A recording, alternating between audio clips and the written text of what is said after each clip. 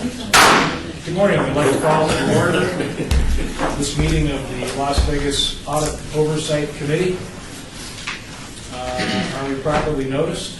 Yes, we are. And do we have a quorum? Yes, we do agree. This turns us to agenda item number 3, public comment. Is there any? In the absence of volunteers, I will request individuals to step forward and make public comment. No, not really, but I'm also not going to read all the rules. Public comment is closed because no one wants to speak. That takes us to agenda item number 4, approval of the minutes of the last Audit Oversight Committee meeting of July 25th, 2016. Seems just like yesterday. I move to approve the minutes. Second. I have a motion and a second. All those who are opposed to this, please say nay. Motion passes. Agenda item 5, discussion for possible action on our quarterly meeting dates for calendar year 2017. Are you making a presentation on? Said Yes, we agenda have item? the calendar dates. Let's see, we've got them listed at the next slide, please.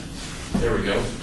Those are the ones, those have been reviewed with your staffs or yourself, and I believe those are acceptable to everyone. And so those are the ones, January the 23rd, April the 24th, July the 24th, and October the 23rd. I move to approve these dates. Second. Motion and a second. All those opposed say nay. Motion passes. Agenda item 6 is our potential action on the audit of compliance with the Sports Park Development and Management Agreement. Report OM-012-1617-03. Good morning. Hello, Mr. Chairman. This is Rad Snowman. Nancy Beatty was the lead auditor on this, and she will give you a report. Good morning, members of the committee. We completed an audit of the compliance with the Sportsbook Development and Management Agreement. The city entered into an agreement to have a contractor develop the final 2 phases of land development at Bruce Grant Park on land owned by the Bureau of Land Management and patented through the city. The scope of our audit is limited to the assessment of the adequacy of compliance with the management agreement for the period of January 2014 through December 2015. Audit procedures identified that the contractor did not request pre-approval for facility uses and did not submit the subuse agreements to the city. Many of the subuse agreements did not include required language, and others, the language was not consistent with the agreement. We completed a walkthrough of the facilities and identified various hazards, the general disrepair of the paintball area, and infrastructure associated with former subuse uses. We identified non-compliance with the management agreement provisions, including no assessment to verify that a majority of the users are Clark County residents and non-submittal of required documents. The annual land license fee is either a set amount or percentage of gross revenue. To make a determination, the contractor is instructed to have an independent CPA prepare the gross revenue statement, which is to be submitted with the invoice payment. Finance does not determine if the percentage of gross revenue could result in a higher fee. Audit procedures included reconciling the gross revenue statement to the subuse agreement's terms and the contractor's general ledger postings. We were unable to reconcile the 2004 annualized gross revenue figure. The management agreement definition of gross revenue is the sum of all revenues received by the contractor. This does not allow for a proper understanding of the different revenue sources at the sports park. The city's standard audit clause policy for contracts gives the city the ability to audit the financial viability of the organization. The management agreement, as well as the first 2 amendments, were entered into before the adoption of the standard audit clause. The 3rd amendment did not add the standard audit clause to the agreement. Water is provided to the sports park through Bruce Trent submeters. The sports park is invoiced for this usage. When assembling the documentation, finance staff realized that the sports park was not invoiced for the November and December 2014 water usage. procedures found that the water usage calculation is estimated based on the previous month usage rather than calculating the actual usage. We found that the February 3rd, 2015 insurance certificate did not include the workers' compensation and premises requirements. In addition, the city's insurance broker indicated the public liability language was outdated. This concludes my briefing. The management responses and implementation dates are located at the back of the audit report. I'd be happy to answer any questions you may have at this time. Members of management are also here to answer questions. I have no questions. We'd like to hear from management. Jerry Walker, Director of Operations and Maintenance. As I'm sure everybody's aware, this is an older agreement. It's not written in accordance with today's standards, which we would require. It's not even, I would say, a very well-written agreement. And so we have noticed the partner on this contract of his non-compliance issues. We sent the letter out about an hour ago. And our intent is to pursue a couple of different avenues. One, we have a contract. We do have terms which are enforceable, and we will enforce those. I believe there's maybe a little confusion regarding responsibility in the past.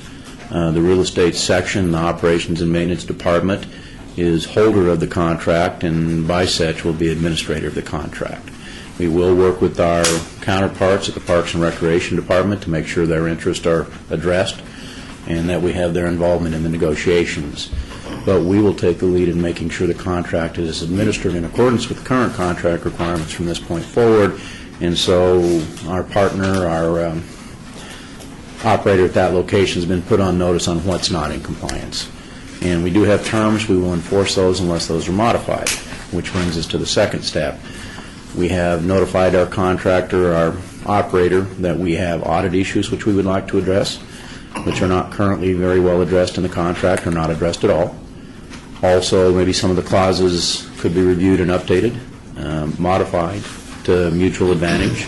And so we are asking our operator to enter into discussion with us for a contract review and contract modifications to facilitate the contract, bring it up to current conditions, address the audit items to the best that we can. Initial discussions, they're amenable to that consideration. And we don't have many options on this contract. It's either enforce as is, and if they don't follow what's written, then the only option to us is termination, and that's a rather drastic clause. We'd rather not go there. But certainly we will negotiate with the terms of the contract. That being said, we will then attempt to negotiate a mutually agreeable resolution. We will negotiate the very best deal that we can. We will coordinate with the Office of the City Auditor to make sure that if we think it's a good agreement, they also concur. Teresa Boyce, our real estate administrator, will take the lead. She will work with Kelly Schwartz of Parks and Recreation, and I personally will set in on the negotiations so that if I come to the City Auditor and say that I believe this is the best agreement that we can get, I say that from firsthand knowledge. We'd hope to have this all wrapped up. It will either go well or it won't. If it goes well, we should have it wrapped up by early 2017.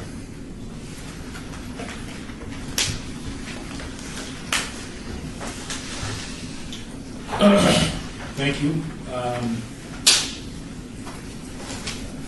The written management response basically says the end of 2017. Again, we will do everything we can to come to a good agreement. We're hopeful that we'll get to one fairly quickly. If we don't get to one fairly quickly, then the negotiations will get more difficult. We will escalate our actions as necessary. I would hope we would be done early, mid-2017. If we have problems, again, we're going to negotiate the very best agreement we can and see if that is acceptable. One of the it's happened a couple times, but it happened again here. One of the great things about the close look at these contracts is we reveal clauses in them that don't make very much sense. For example, this Section 7 of the management agreement requiring that they ensure that the majority of the patrons are from Clark County. given that anyone can walk in the door. I just don't understand how that possibly could be complied with. Are we concerned that, well, I won't, as you know, this is an old contract. I hope that part isn't continued in the new contract. Doesn't make any sense. We would like to utilize whatever tools we have to get contractor agreement on a new contract. If that means strictly enforcing the clauses which are currently in place in effort to further our discussions, we will do that. We would certainly look at the contract to trade off clauses of no benefit to achieve clauses of mutual benefit. Okay. Any members, any thoughts, questions here? I'm good. If there's any further discussion, I need to approve this report. Second. Brian, do I need to dispose of it because it's in my work? No. We have a motion and a second. All members opposed say nay. That motion passes. Thank you very much. Thank you. Good luck.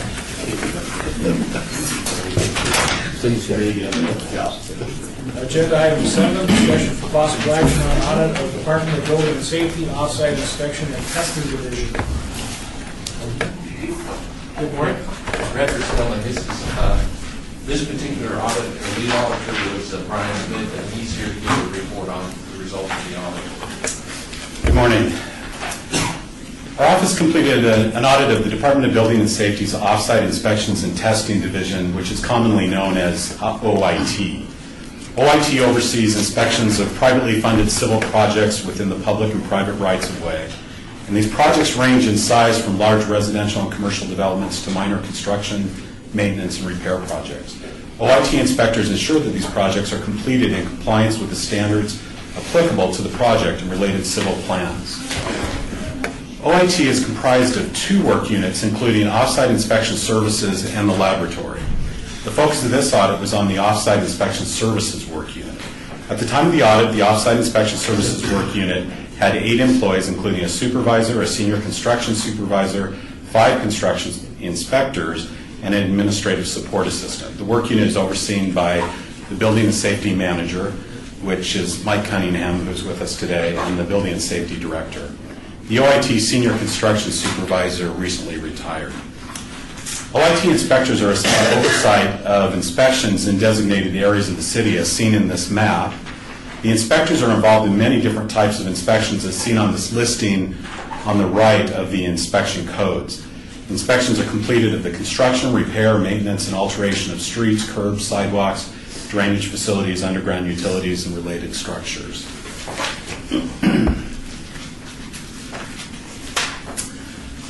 Our objectives in completing this audit were to evaluate the efficiency and effectiveness of the OIT inspections process, determine whether the OIT inspections performance measurements are being accurately calculated and reported, and evaluate whether the methodology being followed by OIT for retention of hard copy documents is in compliance with the department's document retention standards. Now I'd like to give you an overview of the findings and recommendations from the audit. Finding number 1, contractors are able to schedule off-site inspections on an automated scheduling system that is available online or over the phone. At the time of the scheduling, the contractor identifies the permit key number, the inspection type, and the desired date, not the time of the inspection. The online scheduling system then responds with the confirmation screen shown on this slide. Contractors must call their assigned inspector the morning of the scheduled inspection date to arrange a mutually agreeable time for the inspectors. In reviewing this process, we observed that when the contractor receives confirmation of their scheduled date, whether over the phone or online, there are no instructions for the contractors, no phone numbers for alternative inspectors if the assigned inspector does not respond. The confirmation number cannot be used by the inspectors to reference the scheduled inspection. And online, the special instructions field is sometimes filled in with a time by the contractor, and the contractor incorrectly assumes that they are scheduled for that time and failed to call their assigned inspector. We recommended that these deficiencies be addressed. Finding number 2 relates to erroneous warranty inspections. OIT inspectors perform warranty inspections on completed projects with warranty bonds approximately 10 months after project completion to verify that no problems have arisen with the work completed. Warranty bonds are automatically released after 12 months by Building and Safety's Land Development Division unless told otherwise by OIT. We identified that warranty inspections are being erroneously scheduled by the Hansen system for projects without warranty bonds, and that some warranty inspections are being scheduled by the system well beyond 10 months. We also identified a lack of formalized procedures and adequate controls to ensure that a warranty bond is held from release when there is a failed warranty inspection. We've recommended that these issues be addressed. Finding number 3, we identified that OIT has not documented procedures in many of the key areas of their operation as listed on this slide. We've recommended that these procedures be documented. Finding number 4, we identified that OIT's 2 key performance measurements seen on this slide have titles that are confusing as they do not clearly identify the point of reference for the next business day or within 2 business days. We found the calculation of these measurements do not coincide with management's intentions for the measurements. Management's intent is to measure the percentage of permit inspections completed the same day as scheduled and the percentage of utility permit inspections completed within 2 days of the day scheduled. The current calculation is picking up inspections for an extra day for each of these measurements. We've recommended that the measurement titles and calculation be corrected to reflect management's intentions. Finding number 5, redundant data input. OIT inspectors rely heavily on project milestone spreadsheets maintained by OIT's administrative support assistant, as the information thereon is more easily accessible than trying to get the same summarized information out of the Hansen system. These spreadsheets are prepared using data that is already captured in the system. We have recommended that OIT management evaluate what system enhancements can be made and/or reports created that will allow the same information within the spreadsheets to be generated directly from the system. Finding number 6, regular hours for OIT's inspections are Monday through Friday, 6 a.m. to 5 p.m. If a contractor needs an off-site inspection outside of these hours, they must complete an overtime inspection request form and fax it into the OIT office. As noted on this slide, we found that the overtime form is not available for completion online. The form is sent only to the fax machine and may not be timely retrieved. There is no immediate confirmation to the contractor that the request has been received. We also noted that the overtime fees are not identified on the form, and the final inspection hours identified by the inspector do not have to be approved by the contractor with their signature. We've recommended that these issues be addressed. Finding 7, we found that while the supervisor rotates overtime opportunities among the inspectors and has a methodology for doing so in compliance with the Las Vegas City Employees Labor Agreement, the spreadsheet is not accessible for review by inspectors, and the methodology has not been formally documented in a procedure. We recommended that the spreadsheet be made accessible to the inspectors and the methodology be documented as a procedure to allow for increased transparency of the process for the inspectors. Finding 8, the OIT inspectors complete the majority of their inspections alone. Utilizing a city vehicle, the inspectors drive from one inspection to another throughout the day. Laptops with Hansen software are installed on the vehicles for use by the inspectors. Inspectors are required to record the results of the inspections and inspection start and end times into the system, as well as the time spent completing administrative activities and lunchtime. While time spent on inspections is documented in the system, it is subject to human error and/or manipulation and cannot be easily or independently verified. Also, the system report detailing the activities of the inspectors lacks summarized efficiency measurements. In order to improve the information available for oversight of the inspectors, we recommended that OIT management evaluate the costs required for purchasing, installing, and maintaining GPS units on the inspector vehicles, and to do so if feasible, and to enhance the current inspector activity report with additional summary information and efficiency measurements. Finding number 9. While OIT is following the Department document retention standards, the process is not fully documented. Most of OIT's forms, reports, and memos continue to be maintained in hard copy form. There is an opportunity for increased digitization of their documents. We recommended that OIT identify which hard copy documents would be beneficial to maintain electronically and develop and document a plan for moving forward with digitizing these documents and linking them to the corresponding permits within the system. I want to thank OIT for their support during this audit. They were a lot of help. Got the chance to do some ride-alongs with the inspectors and get a good feel for what they do. And appreciate Mike Cunningham being here today. I'd be glad to answer any questions you have, and he's also available to do so. Welcome, Mr. Cunningham. Good morning. Sorry, this is your intro.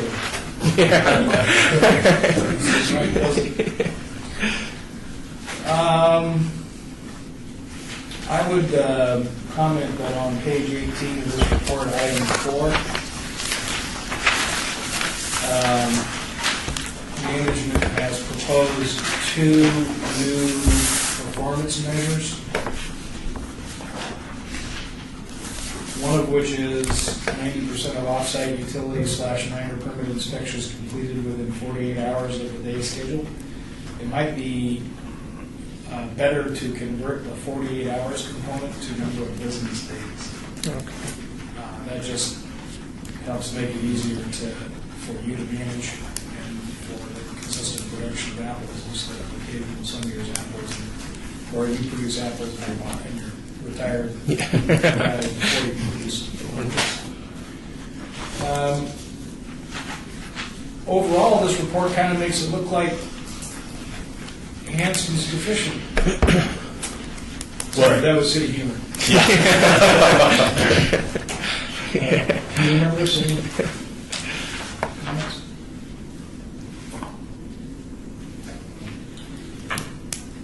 What steps have you taken to automate and go into electronic format some of the manual Excel spreadsheets? Need kind of a technology upgrade review of the entire items looked at and what you can do to digitally enhance it? All right. Just for the record, Michael Cunningham, the Building and Safety Manager. Currently, we're working on a new permitting system and tracking system. It's called Project Eddy. The first phase of it's N410. With N410, it's going to replace Hanson and a lot of our tracking software. It has a lot more reporting capabilities and the ability to export out to Excel. So if the inspectors do need to look at something real quick, there'll be a lot more tools for them available instead of having the administrative support assistant have to manually pretty much copy everything over into the spreadsheet they're maintaining now. So we think N410 is going to help it out a lot, and just getting the inspectors used to relying on the new computer program.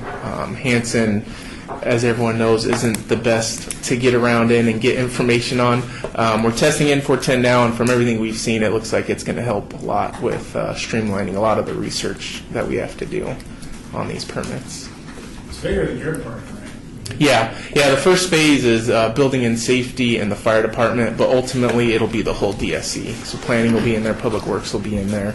We're just one of the first phases going forward. Thank you. Okay, do we have a motion to accept this report? So moved. Second. We have a motion and a second to accept the report. All members opposed say nay. Motion passes.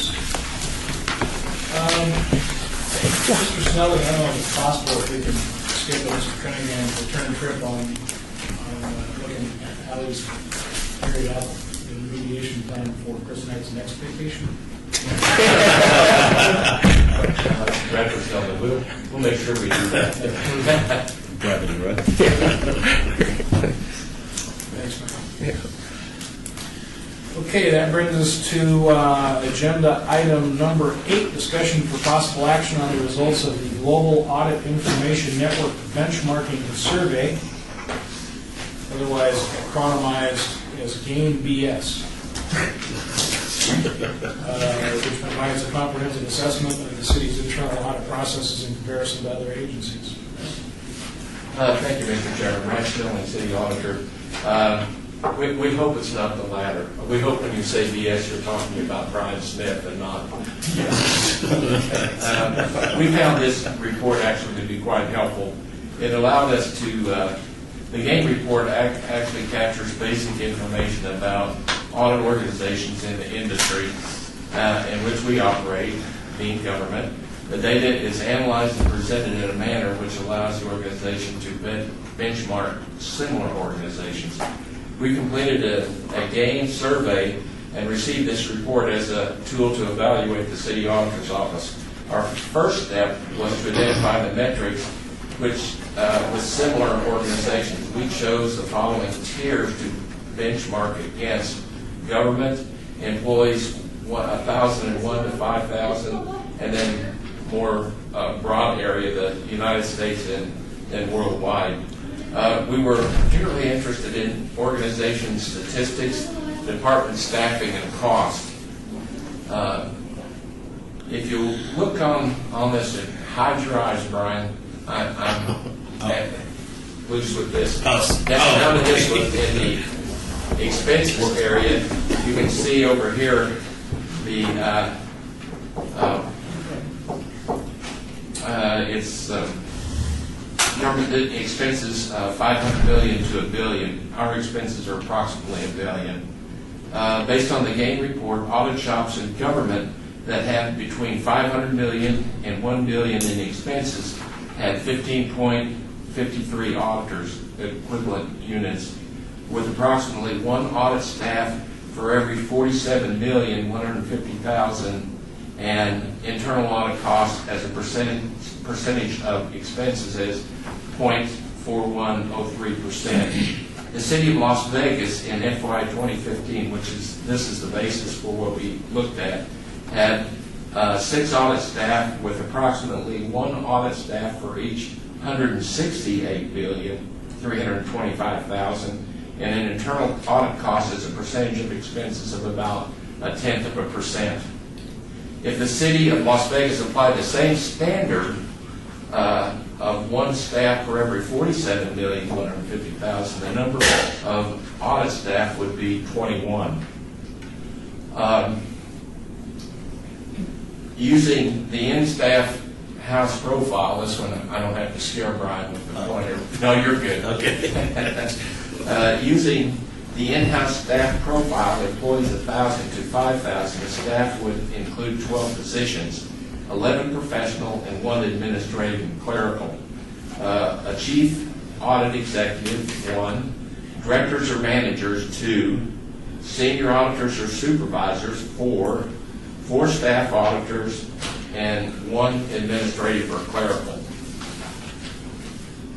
Using the summary of professional audit staff by function, employees 1,001 to 5,000 staff would include 8 full-time general auditors and 2.7 full-time IT auditors, with the remaining spread over fraud, environmental, other compliance, and other. It is my opinion that the City of Las Vegas City Auditor's Office should have a minimum of 12 staff, 1 chief audit executive, directors and managers, 2 seniors or supervisors, 4 staff auditors, and 1 clerical administration, to include 1 staff IT auditor and 1 senior IT auditor. If that were the case, and the City Auditor's Office would be based on the 2015 budget, a staff of 12 with approximately 84 million for each auditor, and internal audit cost of about 0.2%. One thing I would like to point out, and we had 2 openings last time we met. We had one that was authorized by the City Council, and then we had an auditor that retired. I'd like to introduce James Burnett, who is the auditor. He's the one that was approved. We still have one that we can fill based on the retirement of Mr. Barbarowski. One thing I would like to say about the IT auditor and the senior IT auditor, we haven't had an IT auditor. We haven't had an IT auditor on staff in quite a while. And one thing we did note in looking at the percentages is that about 18% of that staff that they referred to in the gain report was IT auditors or IT staff. So we would need to move towards that. We could certainly use an IT auditor, and we could, if we had 18% would be about, or 18% would be about 2 people. We would probably want one of them to be a senior IT auditor and the other one to be a staff auditor if we could choose. But that's my recommendation. And be interested in hearing any comments or any suggestions you might have. Mr. Sanchez, didn't the city manager's office contract out at least one IT audit? Granted, the city manager's office made the decision and executed the plan, and it wasn't the city auditor, but it was an independent contractor that did it. Is that not That's correct? for operational, yes, sir. And I have a, Chairman, if that's okay with you, to ask a question. I have not seen this GAN, the Local Audit Information Network report, and I know it says from 500,000 to 1 billion. I know our budget's like 1.2 billion, but of that, our general fund's about 530 million. The rest is all CIP. So I just want to know if they're comparing apples to apples, or if they're doing the entire holistic approach for CIP as well as. Do you know that? Mr. Chairman, this is reference only. The numbers that we looked at, I believe that we were looking at the operational budget was just a little bit over $1 billion, but it included transfers, internal transfers of about 200,000. So my recollection is different than Mr. Sanchez. Well, he just didn't know. I don't know the answer either as far as if this includes multiple funds activities, or, for example, in Las Vegas, when each of our citizens writes a check for their sewer service, that doesn't go in the general fund and thus doesn't count there if that's your metric. So if you could do some, actually I've got another question too, some quick research on whether that scope includes multiple funds, not just general funds, but enterprise funds as well. Our building and safety, I think, is also in an enterprise fund, if I'm not mistaken. And get back to us on that. Because before our next meeting of the subcommittee, I'm going to request that you make this presentation before the city council.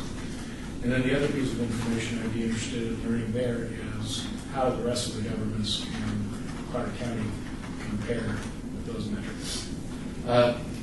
Reference building, Mr. Chairman, we did do a survey of all of the internal audit shops within the state, and we found 4 others besides ourselves. Actually, there's 5, but one of them doesn't have any staff. And you have to, the one thing I would say about this, and I didn't give you a report on this independent of it, because each one of those is a different setup than we are. We report directly to the legislative arm. All of these report through the executive, and so it depends how they want to use it and what they want to use it for. They go anywhere, for example, with Clark County, the staff count was 8. We have 6. This is during the time period that we looked at. Henderson has 3. Reno has 1, and Washoe County has 1. But each one of those reports through a county manager or a city manager, rather than through the independence that reporting directly to you offers.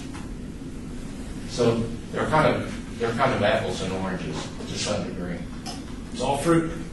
That's right. I have a few comments. This is Mr. Headley speaking. Again, I was one of the ones that was a proponent of doing the study just to get an independent perspective. And I've also had a chance to review the GAIN report, and so, those that maybe haven't had a chance to get the full GAIN report, maybe that would be helpful for other individuals to do the analysis. I think no matter how you slice it and dice it, we're talking about fruits here, right? Half fruits. Half fruits. We're still understaffed significantly. I think if you were to look at some of the metrics, we should have upwards of 20 or more staff. And again, I'm not sure that that's the right answer. And so I think what Mr. Snelling has gone through with that analysis, and even the difference with not the revenue, it's the expense really that we're talking about, 500 million to $1 billion, right? And either way we slice it, we're still in that same range of 500 million to $1 billion. So whether it's with or without the construction work, it's still in that same range. So it's still a valid proposition. instead of being at the high end of the range, maybe we need to be at the lower end of the range, which would be probably closer to the 12 that he stated. As well as the IT side, I agree. I'm on the internal audit side in my profession at Southwest Gas, and again, that's very similar to have 18 to 20% be IT auditors. And so I think, again, to start off, if you could hire one, that would be awesome. And then to hire a second, eventually would be another great proposition. To do other audits that would be, there's a lot of audits. As we're talking today, we've heard of different systems, right? We've heard of Hansen, we've heard of other things. And so I don't think there's ever an audit that we do that there's not some type of IT issues, and it would be very helpful, I think, to have these IT auditors on staff as well. So I would agree with these findings. I'm not sure that we necessarily need to make a decision right now, but I think this is something that we need to continue to look at, and I think it's definitely the right direction. So I would say that Mr. Snelling's plan is probably conservative. It's not overly aggressive.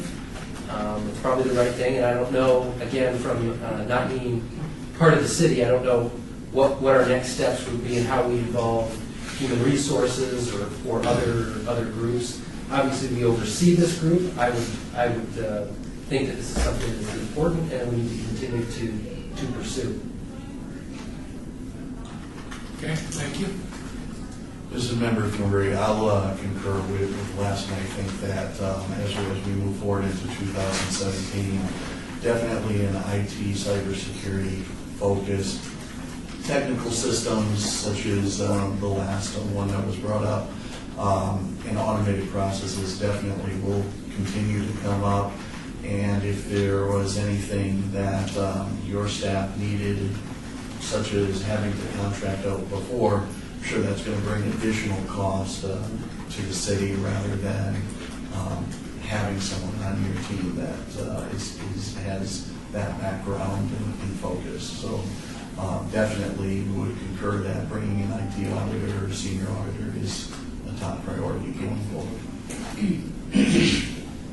Thanks. So the steps forward would start with the city council entertaining and making a strategic policy decision to or to not add people. And that's pretty timely for right now because we've just started working the budget process for the period that will start July 1st, 2017 to June 30th, 2018. So that's what I'd like to see, a brief presentation on this made before the council, because I think it is a council policy decision. Is there a motion to accept this report? I so move. Second. We have a motion and a second. All members opposed say nay. The motion passes. Agenda item number 9 is discussion for possible action on current audits and projects. What do we got coming up? This is Brad Snelling. Currently, we have the following audits and projects that are in process.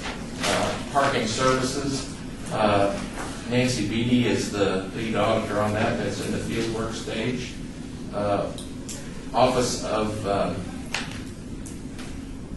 Cultural Affairs, contracts. Too many little numbers sometimes, or little letters sometimes. Brian Smith is a lead auditor, and it's in the reporting phase. Office of Communications, mailroom and print shop, Brian Smith and James Burnett. That's in the planning stage. HR insurance, that's Radford Snelling, that's in the planning. IT inventory, Radford Snelling, that's in the planning stage. And Durango Hills Golf Course, that's a follow-up on audits that have been previously completed. We now have a new contractor. We're going back to check and see if those are in fact, those prior recommendations are still completed and in good shape. Gary Phillips is the auditor in charge of that, and it's in the reporting phase. And this concludes my report. Questions? Okay. I'll move to accept this report. Motion and a second to accept the report. All members opposing, saying nay. Motion passes. Agenda item 10, discussion of ready topics for future agenda items by the Audit Oversight Committee. Members, comments or suggestions at this point? Hearing none, we'll move on to agenda item number 11, which is an opportunity for citizen participation. Members of the public wishing to offer comment at this time? Hearing none, we will move to agenda item 12 and adjourn. Thank you all very much.